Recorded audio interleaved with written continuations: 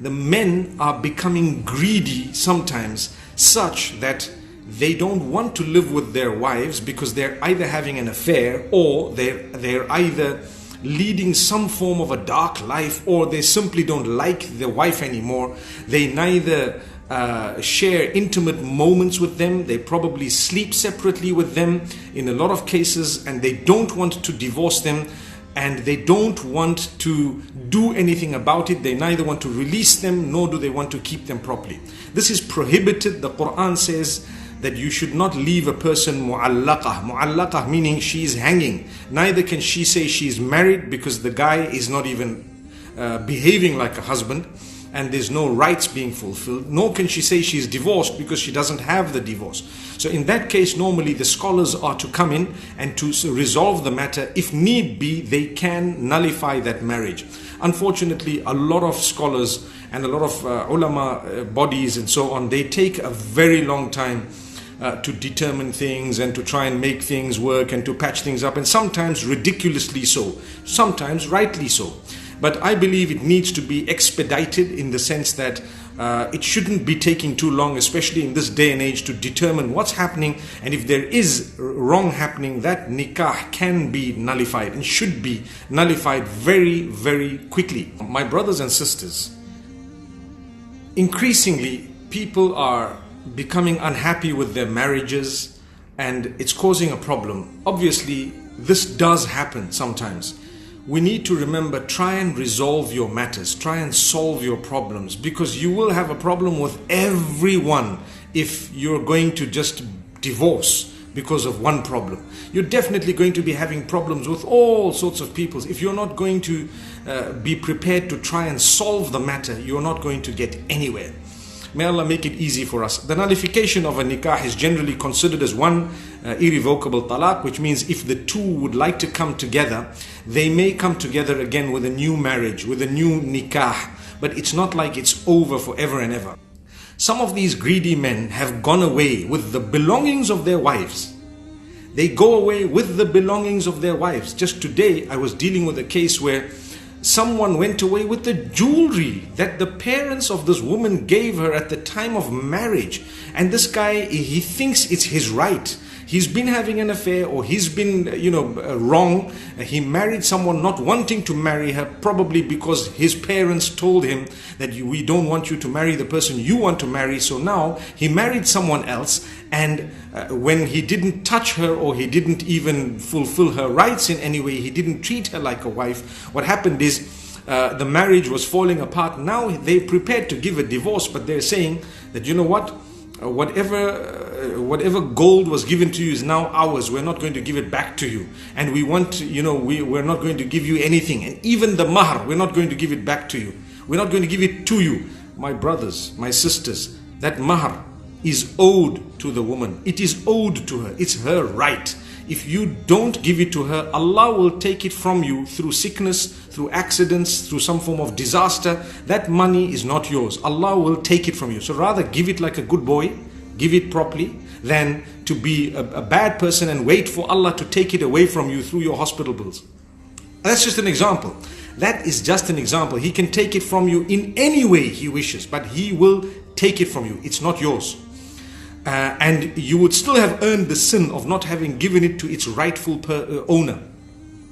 The same applies. Her bangles, her things, her belongings, you're not returning them, you're not giving them. Allah will take it from you in another way. Through sickness, like I said, through disease, through accidents, through stress, through whatever else. It will go from you, without a doubt. Allah does not leave people to oppress others. He gives you a chance to resolve the matter. That chance differs from person to person, the length of it. Sometimes it's a few days, sometimes it's weeks, sometimes a few years, but never more than just a few years. It will come back to haunt you in such a way that you will not even know. Why is it that everything's going wrong? That's why we say, when things go wrong for you, have you wronged someone? Have you stolen someone's wealth? Have you oppressed a person? Have you actually usurped the wealth of someone, sworn them, hurt their feelings? You pay for that. The Almighty makes sure that you pay for that. So don't think you're going to get away. So what I want to say, why are you so hard up, so hard up that you don't even want to give a talaq. You don't even want to divorce this woman. You want to make life so difficult. Allah will create difficulty in your life in a short span of time. In a short span of time. It will happen. You create difficulty for someone, the Almighty is watching. He gives you a period of time to resolve the matter. If you're not going to do that, He will create difficulty in your life. I wonder why wealthy people play bigger games than those who don't have much. Sometimes you have people who don't really have much. They're ready to give back things. They're ready to do things. They're ready to actually resolve matters. They're ready to issue the talaq, etc. But the wealthier we get, the more arrogant we become. The more we want to hold on to wealth. Reminds me of Abu Lahab. He was a wealthy man, so miserly that Allah makes mention of his miserliness in the Qur'an. What are you going to do with that money? Are you going to take it in your grave? No. So then use it and give the people's due before it is too late. Give them more than what they are owed, because you have much more. Because the hadith of the Prophet ﷺ says a person who gives more is far better than the one who holds back. May Allah subhanahu wa ta'ala safeguard us. So there are a lot of men out there who want to fix the women by stealing their property, by stealing their rights, by usurping the right. I'm talking here at the time of divorce. And I'm talking here at the time when life, is broken down. The man's having an affair. He's enjoying himself. He's doing whatever he wants in a haram way or in whatever else way. Well, leave this woman alone. Let her go and do her thing. Let her continue in her life. Let her have her thing. And if you release her with honor. That's the sign of a Muslim.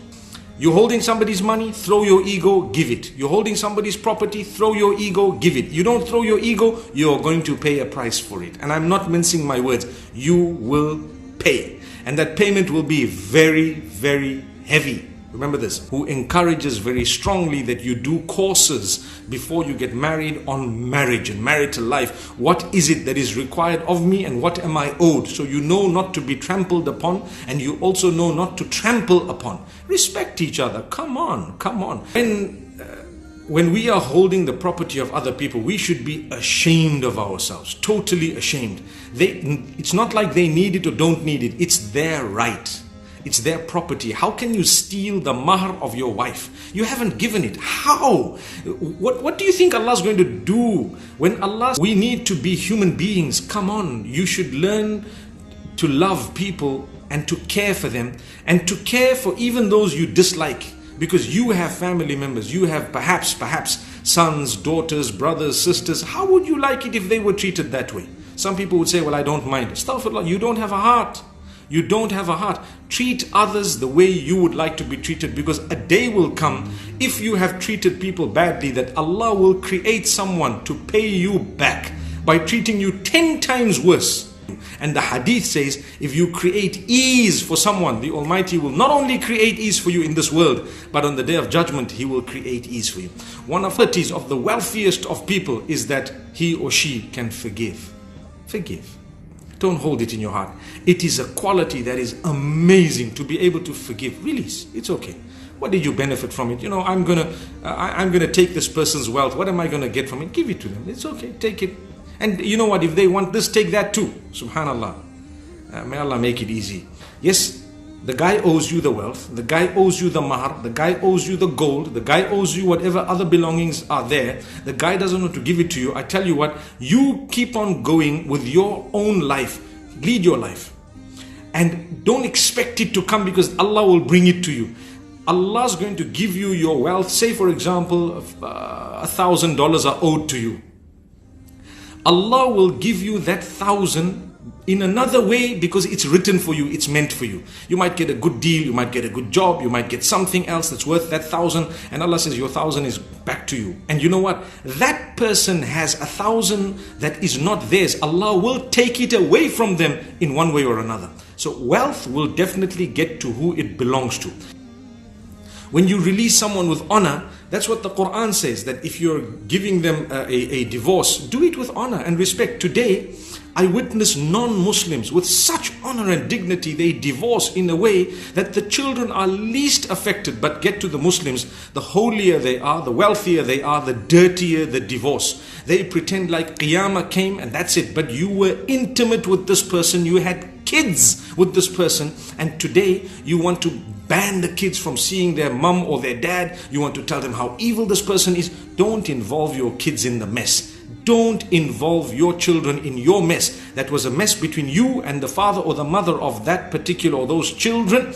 If you were to make the kids counselors at the age of 8 and 5, I promise you it will stunt their growth. They don't deserve that. Let them understand, look, I didn't get along with your mom, but you know what? We're good people. She's still your mom. Until the end of the world, meaning ila qiyam as-sa'a, you go into the hereafter. Allah chose that as your mom, that person, and me as your dad, or whatever else. And you cannot believe that you are actually married into this family. That's what people say. I can't believe these are the people. I can't believe when they came across to ask for our hand in marriage, they were like the most holy, the most soft, the most well-natured, the most smiling, the most loving, the most kind. They brought gifts and they came with this and they came with that. And they only showed their true venom when things didn't go their way. That's why people show their true colors when things don't go their way. You want to see someone's true colors? Check what happens when things don't go their way. May Allah protect us. Resolve your matters. If you cannot, then Allah says separate with honor, with dignity. You know, we don't have to be bitter. Don't talk bad about people after the divorce. It's over. You didn't get along with them. Someone else will get along with them. So your story is closed. Now move on. But the more we continue talking about our past and what happened, the less we would be able to succeed in our future. Remember this.